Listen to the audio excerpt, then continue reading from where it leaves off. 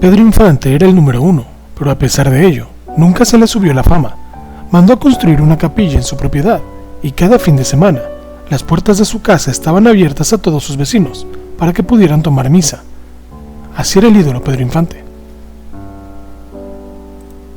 Cuando Pedro Infante filmó la cinta Sobre las olas, donde interpretó al compositor Juventino Rosas, retomó sus clases de violín, ya que en la vida real, Pedro dominaba este instrumento, por lo cual le dio un gran realismo a las escenas donde toca este instrumento, así como en la cinta Los Tres Huastecos y Dos tipos de cuidado.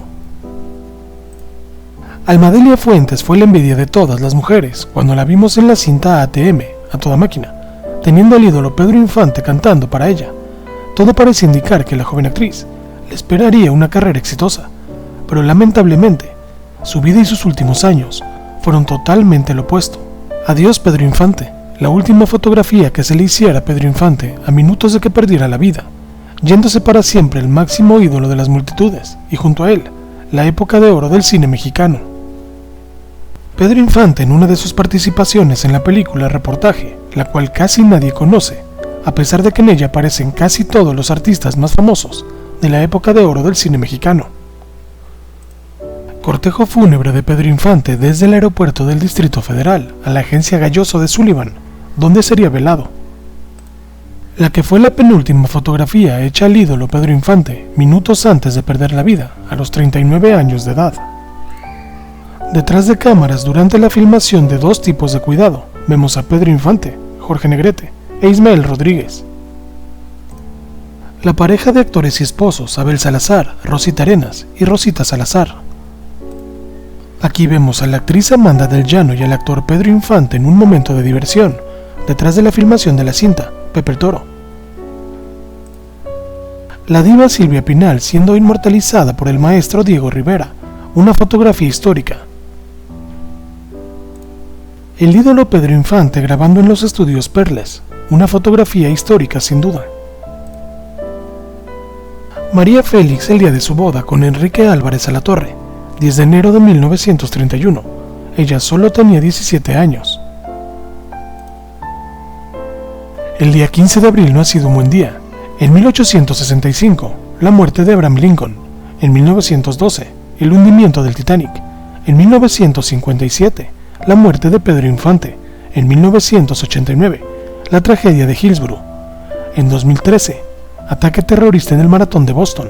Y en 2019, se incendia la Catedral de Notre Dame. La grandeza en una persona está en su humildad, no en lo que tiene.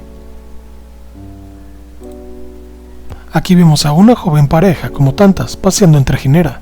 Se trataba del matrimonio entre la joven María Luisa León y su esposo, Pedro Infante Cruz. María Félix y Jorge Negrete celebrando su boda. Como testigo, vemos a Diego Rivera, quien en nuestra opinión personal no parece muy contento, ya que él, de acuerdo con las cartas que solía enviarle a María, estaba enamorado de ella.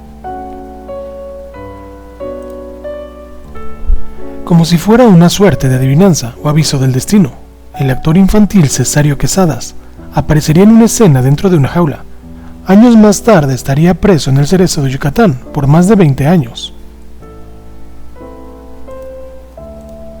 No fue Pedro Infante ni Jorge Negrete ni ningún galán de cine que se les ocurra. Tintán fue el actor que más actrices besó en las películas del cine mexicano. Cuando la talentosa actriz Pina Pellicer se quitó la vida a los 30 años de edad, se descubrió un diario donde ella dejó testimonio de lo difícil que fue su vida interior, su lucha contra la tristeza y su sentimiento de debilidad ante ella.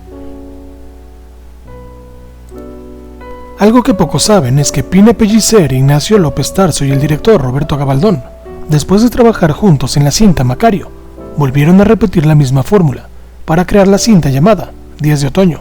Uno de los secretos sobre Pedro Infante es que muchos mexicanos que estaban presos en las cárceles por crímenes que no cometieron, pero que no podían salir por ser pobres y no tener para pagar las multas, eran puestos en libertad, ya que Pedro acostumbraba a visitar las cárceles y pagar las multas de aquellos que él sentía eran inocentes.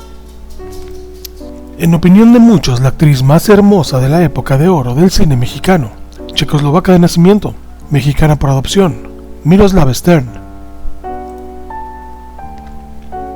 el matrimonio Negrete, y detrás de ellos se asoma el niño Jorge Negrete, a quien le esperaba un gran futuro en la música y el cine mexicano. Jorge Negrete acompañado de su señora madre. Jorge fallecería semanas después. En esta foto podemos ver a Carmelita González, Pedro Infante y Pedro Vargas. Pedro Infante comiendo con su madre refugio. Es bien sabido que a Pedro Infante le encantaba la comida casera, especialmente si su madre se la preparaba, con el estilo de la cocina sinaloense. Un 19 de octubre de 1917 nació el que sería llamado el director del pueblo, el gran Ismael Rodríguez. Nació un mes antes que Pedro Infante, formando juntos una mancuerna perfecta en la historia del cine mexicano. Ismael Rodríguez haciendo guardia a los restos de su amigo Pedro Infante. El rostro de Ismael nos dice muchas cosas, las películas que estaban a punto de comenzar juntos, pero que ya no podrán hacer.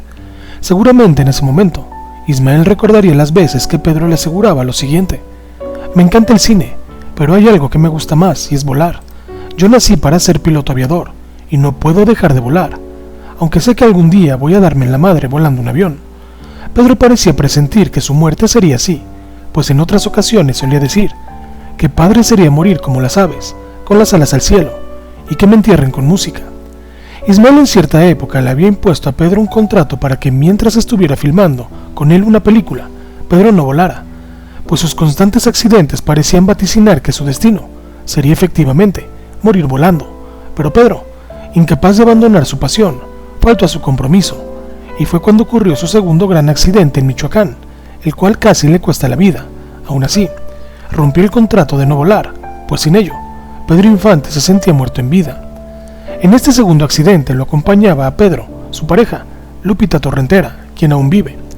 Debido al fuerte golpe que le destrozó el cráneo, dejando expuesto su cerebro, se le implantó su famosa placa de platino en la frente, y a pesar de que sobrevivió el milagro, los cirujanos temían que semejante golpe le dejara inválido de por vida o le causara problemas mentales en el futuro.